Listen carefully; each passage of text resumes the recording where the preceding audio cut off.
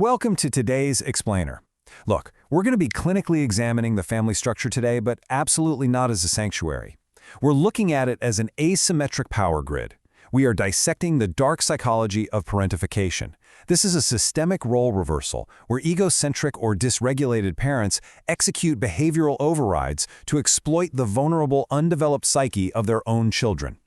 And to do this properly, we are completely stripping away any of that comforting, soft, self-help language you might be used to. There's going to be no emotional coddling here.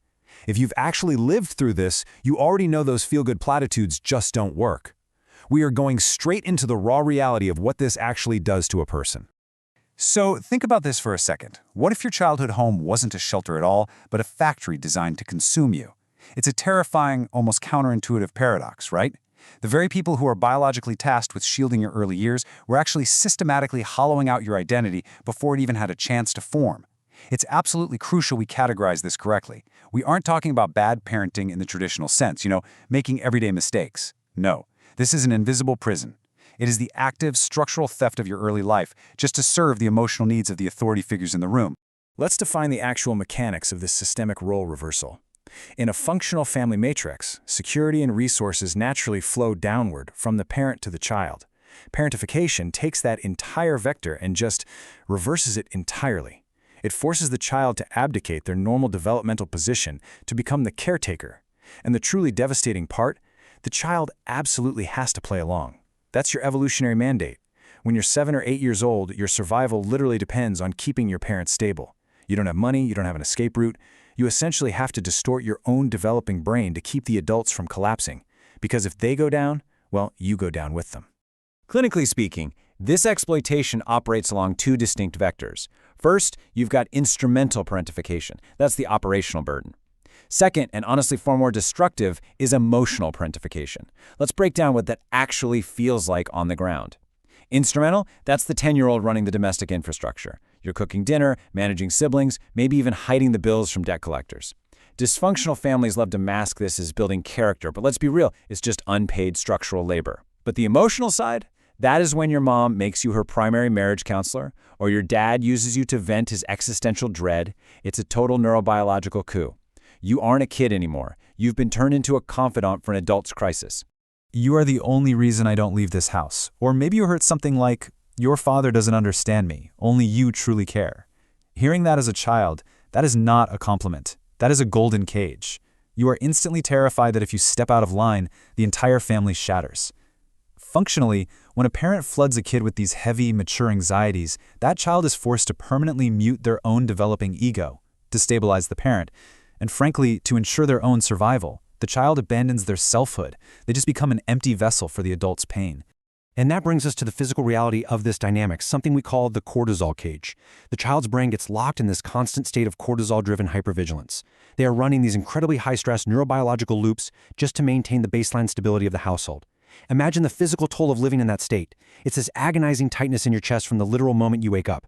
Your nervous system is constantly humming, scanning the room, just waiting for the next emotional landmine to detonate. You are an 8-year-old running the threat assessment software of a combat veteran. It's intense. The operational demands of this threat assessment are absolute. The child must constantly scan the parent's facial microexpressions. They have to completely suppress any authentic emotional expression that might trigger instability and actively stabilize that fragile adult. Just think about the sheer, crushing exhaustion of that. Every single waking hour, you're executing these massive behavioral overrides. You can't cry when you're hurt. You can't be angry when things are unfair. You have to swallow your entire human experience just to keep an unstable adult from withdrawing their affection. It's literally a full-time job where you never, ever get to clock out. So the inevitable outcome of this impossible environment is a profound identity fracture.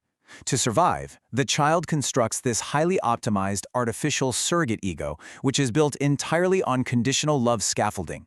In the real world, you might know this as the gifted child or the little adult persona. Everyone praises you, right?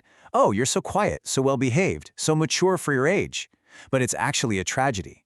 Your identity isn't rooted in who you genuinely are. It's entirely rooted in what you can provide to a chaotic system. I am valuable only when I perform. I am safe only when I am completely useful, entirely invisible, and zero maintenance. This right here is the devastating cognitive algorithm you internalize. You are fundamentally taught that having needs is dangerous. It's a freezing, clinical reality that your very existence is viewed purely as a utility. We have to examine how this architecture persists into adulthood. Let's look at a few of these long-term constructs. First, destructive entitlement. That's the hidden, unconscious permission you give yourself to engage in self-sabotage, fueled entirely by the deep, unspoken anger of a stolen childhood. Then there's the caregiver trap. This is where setting a simple, healthy personal boundary feels like you're committing an act of pure, malicious cruelty against someone else.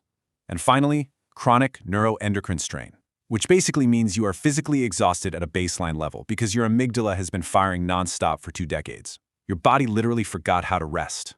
Now, this structural conditioning doesn't just evaporate the second you turn 18.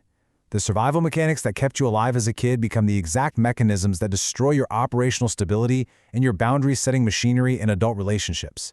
The coping skills that made you the perfect little adult in a dysfunctional home, they're the exact traits that make you a prime target for disastrous relationships later on. We see this play out across 3 dark developmental fallouts. First is compulsive hyperresponsibility.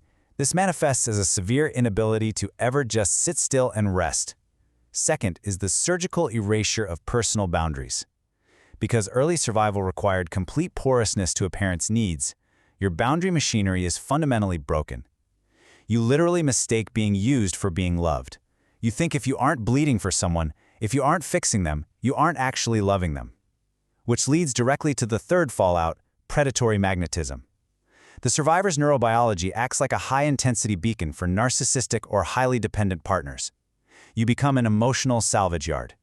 You unconsciously choose people who force you to replicate the exhausting caregiving loops you were trained to run as a child, because to your brain, that familiar chaos feels exactly like home. To actually dismantle this, we must shift to what's called the sovereignty extraction framework. Look, parentification is an active structural debt, and because it is a structural exploit, it demands a cold, unsentimental exit strategy. You cannot heal this by simply talking it out with the system that designed the exploit in the first place. You can't sit down over coffee and rationally explain your trauma to the factory that built your cage. It just doesn't work that way. You cannot negotiate boundaries with a system that feels entitled to your life. Let that sink in. When a family grid views your existence merely as a utility to regulate their own dysfunction, attempting to negotiate a soft boundary is a massive tactical error. They won't see it as a healthy step.